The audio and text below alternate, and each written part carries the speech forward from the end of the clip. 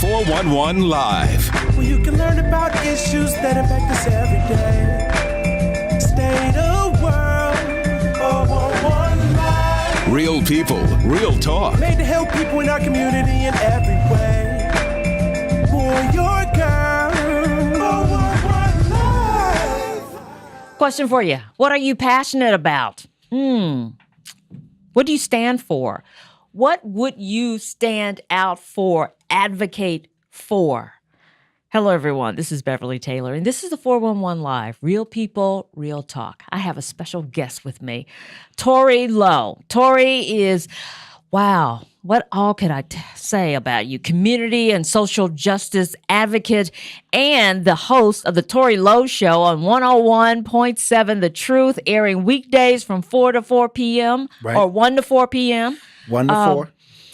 Tory Lowe from 1 to 4. Yeah, there you go. And I hear you. I listen to you. I wanted to bring you on the 411 Live because, as some of our listeners and viewers know, I was in the news business, Fox 6 News, for 21 years. A legend. And doing a lot of different stories within the community. And we have come in contact during that tenure. And what I noticed about you is you are well connected with the community, with the Black community especially, and they trust you, right? And so things come up and they are contacting you, probably before they're contacting, say, police. Many times, yeah. If it's a criminal kind of circumstance, or a missing person, they're contacting you. Facts.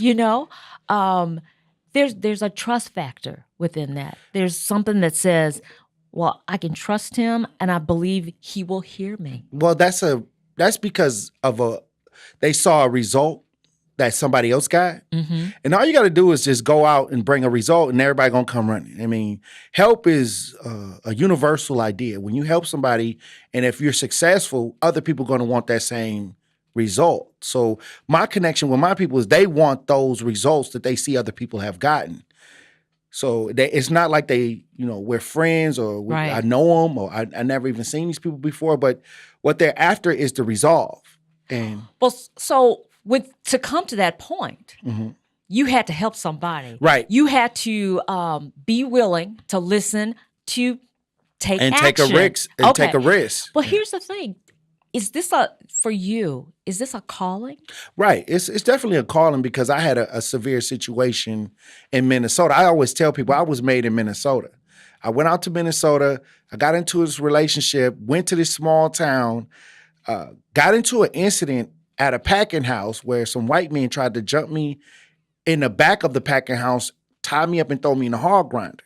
So I got out of the situation, got to my house. They came to my house, tried to snatch me out of my house, and I was living above my landlord, and he came up with a gun and got him off the doorstep. Oh, wow. Well, when we was telling the police what took place that night, they arrested me and said I jumped them.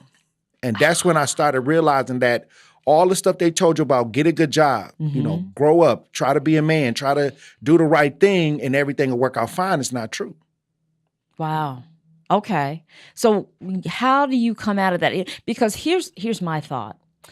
People gravitate to you when they know he understands what I'm going through. Like when somebody dies, say my mom died, and somebody who hasn't had the death in their family, they've never experienced it, and they tell me, I know how you feel.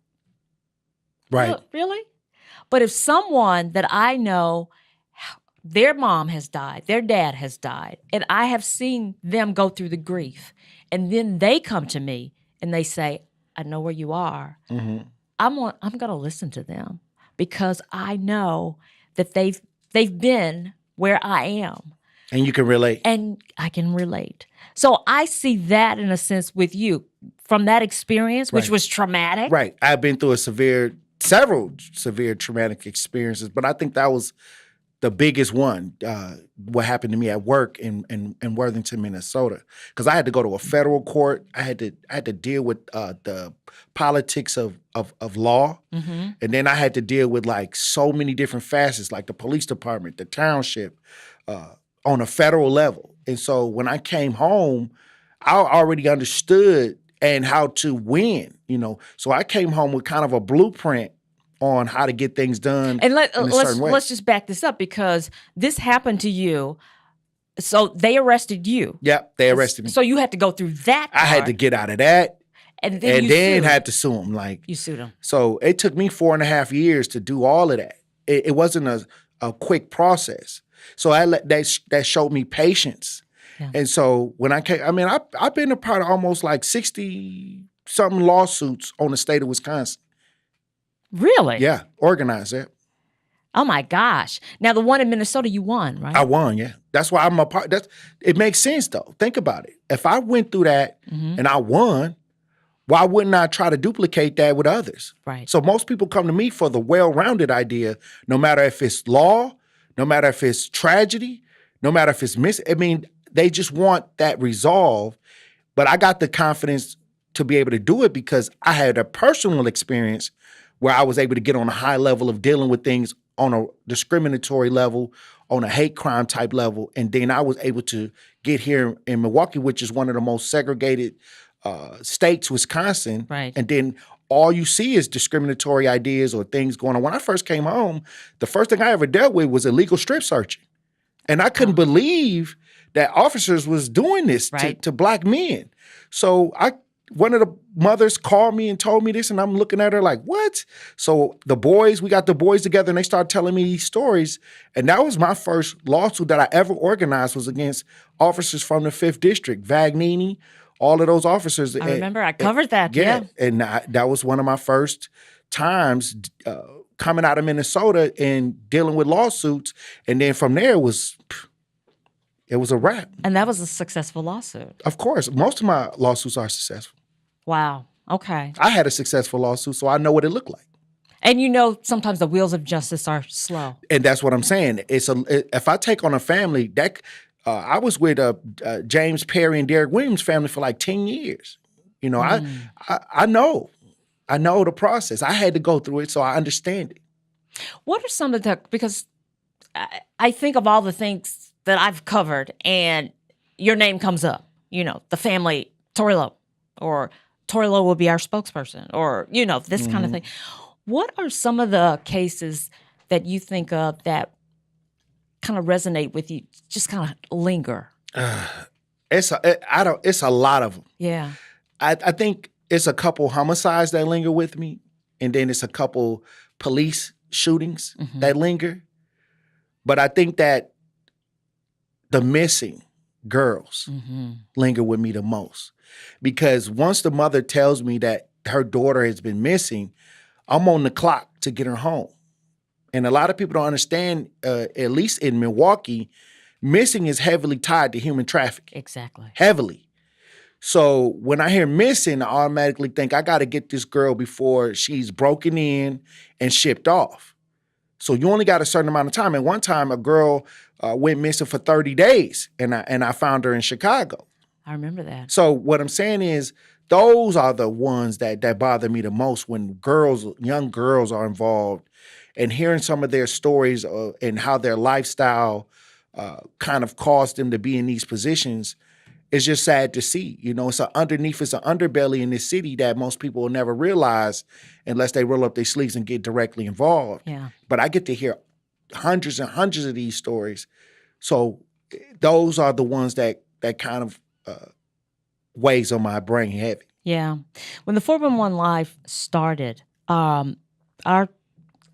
first and second, I think, season, it was devoted to human trafficking, sex trafficking. Talking about, the full gamut, talking to survivors and folks who help them, and tattoo people who try to get tattoos off, remove their tattoos from, that bondage. So hearing you say that is, that's near and dear to my heart, and that's encouraging to help and then I remember when I was a reporter and those calls would come into the newsroom, my daughter is missing, and and call the police, and it's like, well, it hadn't been so long, or we don't consider this critical missing because she's run away before, and that kind of thing. So we're not looking for her. But The parent knows, Well, see, with me is I don't wait on the police. Exactly. If a mother tell me she don't know where her daughter is, I'm on it right away. And that's why I say, like, you got to be in tune with, you can't wait for people to get it right. Yeah. Because traffickers can take a girl and go. Right. They're out of Wisconsin. Not only that, look at the mental damage, the psychological. When I get these girls back, a lot of people don't understand, we got this girl. It's, yay. But when they get home, they so psychologically traumatized that girl that left may not be the same girl that comes back. So that's a whole thing within itself. And I have to deal with the whole gamut. Yep. There are resources that need to be tapped developed, into. yeah, not even tapped into, developed for today's times. This is not the old school human trafficking. People who fight against human trafficking, they'll go on 35th and Wright and get women that are on drugs that's out here selling. That's not human trafficking. What human trafficking is when you take somebody and you try to force them into a life of slavery, of sex.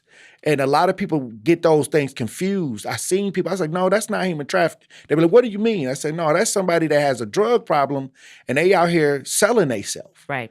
That's prostitution. Exactly. And there's a difference. Yeah, it's definitely a difference. Don't always see that. And the girls are young. Right. They are young. But it can happen at any age. But nowadays it's a different route. It's social media plays a huge part in missing and human trafficking. A girl could be sitting right next to her mother with a man in her inbox now, like with these cell phones. You don't have to walk down the street no more. You don't have to be outside. You could just be on TikTok or on a social media site, and they have access to your child if you don't have the right things set up so they don't go that far. But even if you do have those things set up, they're still not going to stop some young boy or somebody to get to them, because as long as they have those devices in their hands, it's an opportunity for somebody who's clever enough to get in their ear, and they could be sitting right next to the family thinking that everything is fine, but it's, long as they got these devices, and if you're not aware, it's really not. Yeah. It's really not okay. That cliche, hidden in plain sight, is really true. Yeah. You're on. I mentioned that you're on the radio. You have the Tory Lowe Show, The Truth on the Truth. Are you having fun? I'm having a good time. I think Truth Nation is some of the best listening audiences, because what I wanted to create was an active listening audience. People that not only we're talking on the radio, but they out in the streets getting things done, where we get out, not only talk about it, but we get our hands on things, and then maybe look for a missing person, maybe help a woman who's being evicted with some help. The other day we had a great conversation about mental health crisis, not the thought of mental health like people having problems in their mind. I'm talking about when the person is freaking out, a threat to themselves, a threat to the mom, running down the street with no clothes on, freaking out, that type of mental health crisis. What kind of resources do we have? And that was a great conversation, because people was calling in, professionals was calling in, saying, call this number, this is what we need to do.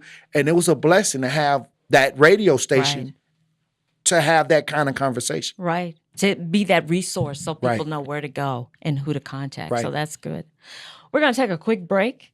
We're going to come back. We're going to talk more about some of the stuff that Tory's into and some of the ideas he has about the city of Milwaukee. So stay with us. We'll be right back.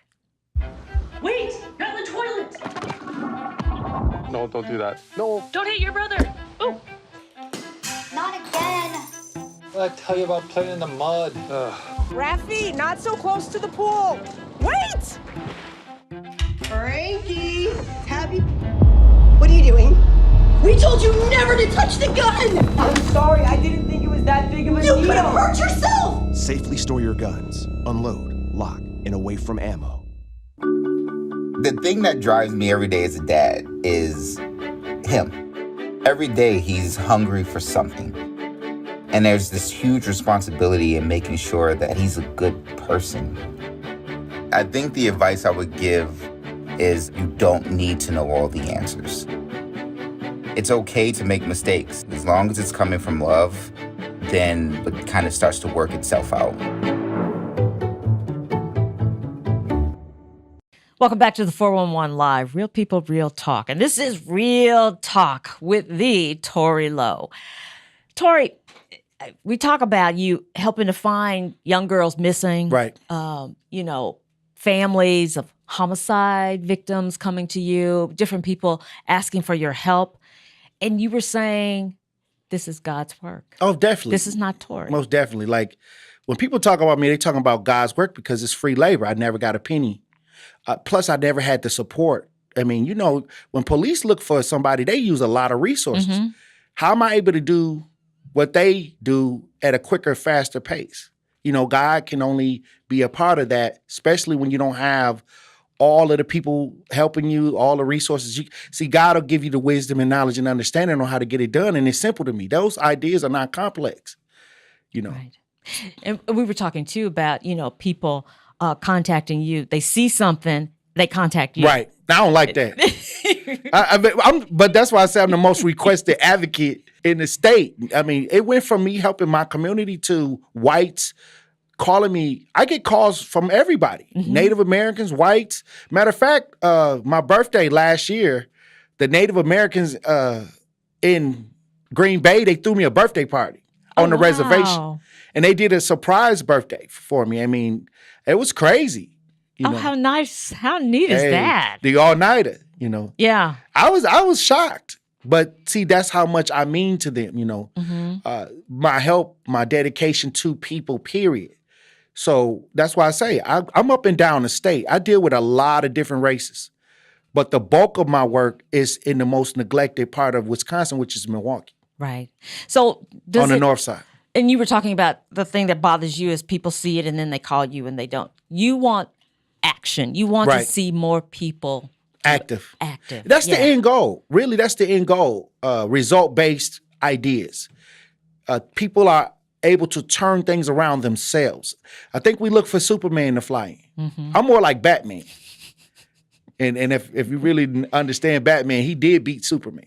Oh yeah. Okay. Right. So what I'm saying is, but yet he just was there to get it done. He was there to figure it out. He didn't have any real superpowers. He just was somebody that, answered the call. Yeah. So this is what we all have to do. We all can be like that. We all can handle this.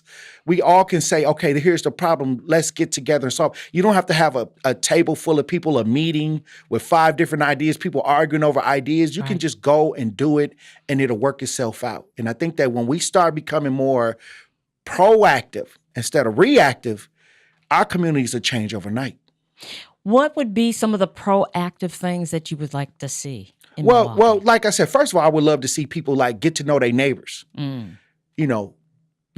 Just like everybody else in every other community, every other race. Get to know how many people in your neighborhood, the children. So when things happen, you can rally quickly to get things done. Right now, we're living in neighborhoods and we don't even talk to nobody. They're a part of our extended life.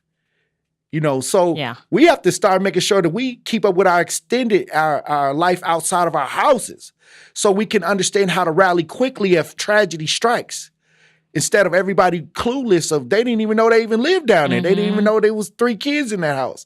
I remember when I was in Iowa and we would move into a place and the neighbors would come and knock on the door and bring us goodies and, hey, how you doing? Just to meet us, just to see, get a little information on who the neighbors are. And I thought that was nice. And then they would throw a potluck on the weekends and stuff like that. And I was like, oh, wow. Like those are great concepts when you don't want to be in nobody's business. Right. But you do want to know who's around you, So when things happen, crime, who has what, who's doing what, who has the camera, who's doing what. We got to work together to protect each other. And I think that if that can start happening, great things will start processing quickly. How do you get people into that mindset, though? Be the example. I'm an example of what I'm talking about. I mean, I get it done. Nobody's going to argue with my ability to get things resolved. But, they think Tory Lowe, that's an anomaly. No, I'm telling them that in the white community, it's 1,000 Tory Lowes. George, they just call him George.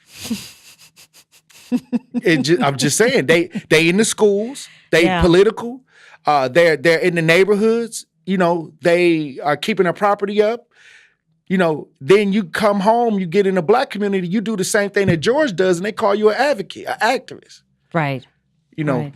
Yeah. I'm just saying, it's just funny to me. Thank God I lived out of Iowa and Minnesota for 11 years so I can see that.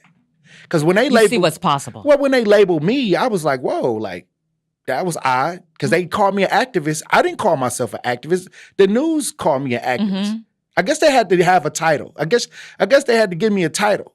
Now I call myself an advocate because an advocate is something different. An advocate is something that is taking on an issue personally with the families or with the individuals and seeing it all the way through to the end. Right. An activist can just show up with a Black Lives Matter t-shirt, pump their fist at a rally and go home and go to sleep.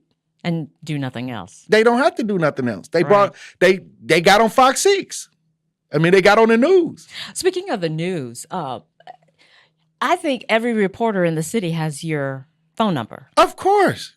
You know, my relationship with the city is a deep personal. I'm cool with everybody. I talk to everybody. The conversations I have, everybody, when they talk to me, they don't put on that professional type talk. They talk to me. Mm-hmm.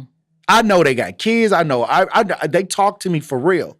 Even the reporters, all the news reporters, when they call me, hey, Tory, we just had a kid, or, this is what they're doing for vacation, I get to talk to them for real. But when we get out in the streets and start working on situations, we can have a deeper conversation about what's going on. Right. And sometimes I control some of the way these ideas come out. With you, so entrenched in the community, people trusting you in the midst of some heavy stuff. What is the relationship with the police? Because it seems to me... Ain't no relationship with the police. If I'm a cop and I'm investigating some stuff and I know this person is keyed in, I might tap them. I'm not dealing with the police like that. The only thing I'm doing is I'm working with them. Right. Okay, because we want to minimize the crime. Right. We want to get people off the street that's doing things that they're not supposed to do. But ain't no relationship between me and the police department. It's just, like, let's say if a mother called me and somebody killed their son. Mm-hmm. She's the go-between between the police and myself. Mm-hmm. She's the one that has to transfer the information. And I like it like that. Mm-hmm. It keeps me neutral, and it keeps them neutral, and it keeps us focused on the victims. Right. Right. What do you think about, there are different organizations in the city. Good organizations, I'm sure. Stop it. And they are, they have their banner around social justice, civil rights, reducing It's just titles. crime. It's just a bunch of rhetoric. You All right. see too much of that. Come on now. Like, let's get real. Now, if we're going to have a real conversation, I'm going to tell you this. Mm-hmm. They're getting monies. I'm doing this with no money. So I know what potentially can happen. Right. So when you have the monies, you have the organization, and you're not doing the maximum amount. If I'm doing more than your whole organization, see, that I'm gonna have a problem with that. Mm-hmm. But there are some good organizations out here that do a lot of work, and I appreciate that. But there's few and far between. That's an anomaly. What's really going on is mismanagement of funds. People are getting these monies. They're creating jobs and salaries for themselves. 501c3 to me is one of the biggest scams in the city of Milwaukee. How do you got all these 501c3s, all these churches, and we the worst place to raise a black child? See, that don't make no sense. And we don't even have 1 million population. We got only 600,000, close to 600,000 population. Only, 260,000, a little bit more blacks. And you get millions of dollars and we can't turn nothing around? Something's wrong. Come on now. Let's do the math here. Nothing personal, nothing opinionated. Mm-hmm. We got enough money coming in taxpayers' dollars to see this kind of stuff. It's sickening. Yeah. I'm concerned about our young people. I'm very concerned. I mean, younger and younger, and they're dying. Stealing cars, running from police, and wrecking and dying. Well, due to years of neglect of the youth with the education system, high poverty level, high stress levels. Also, I believe when they took the buses and turned it over to the M card, where it takes $10 to get somewhere a day or something like that, with these M cards, with these credit. It's grown-ups that ain't even managing credit cards correctly, right? Right. But you got these kids and they got to keep up with this M card to get on the bus. Okay, they're going to find a way to get around. Wow. Think about it. Yeah. All right, before they switched over to the M card, it wasn't that many stealing, carjackings, or nothing like that. It was going on, but it wasn't a lot. But measure every year after they switched the transfer system over. How these kids getting around? How these poor children getting from A to B? Their parents are women are highly evicted. I see more evicted women. I say eviction is the new homeless in my generation. Mm-hmm. So it ain't like the homeless when I came up with my grandmother. This is women with children sitting on the side of the road. What you think is going on?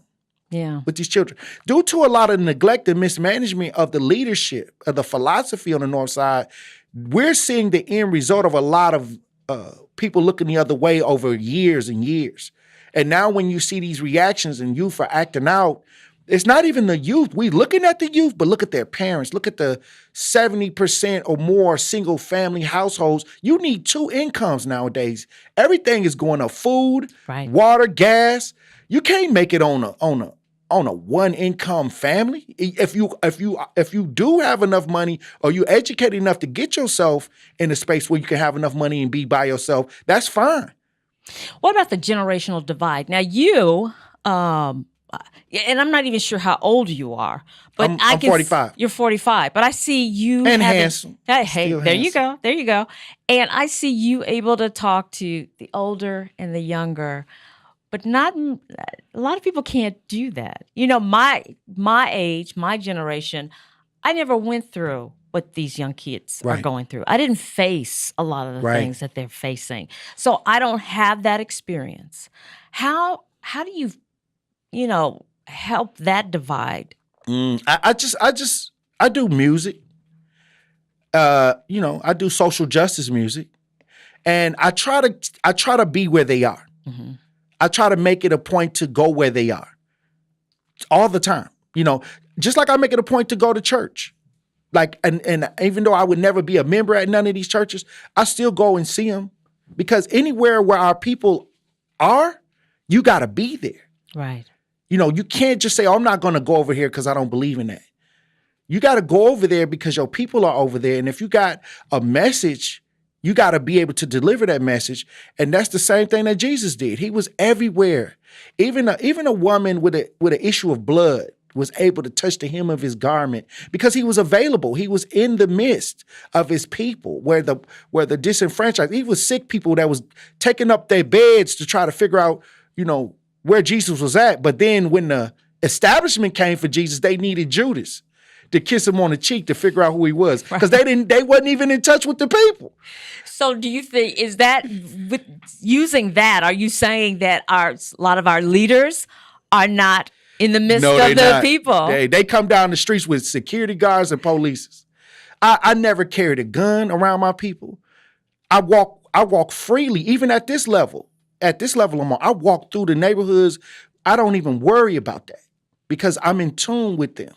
But if you out of tune, you got to bring the police. And that's one of the most untrusted ideas in the Black community is the law enforcement. So if you're walking around surrounded by law enforcement, you're turning the people off. Come on now. Let's think about this.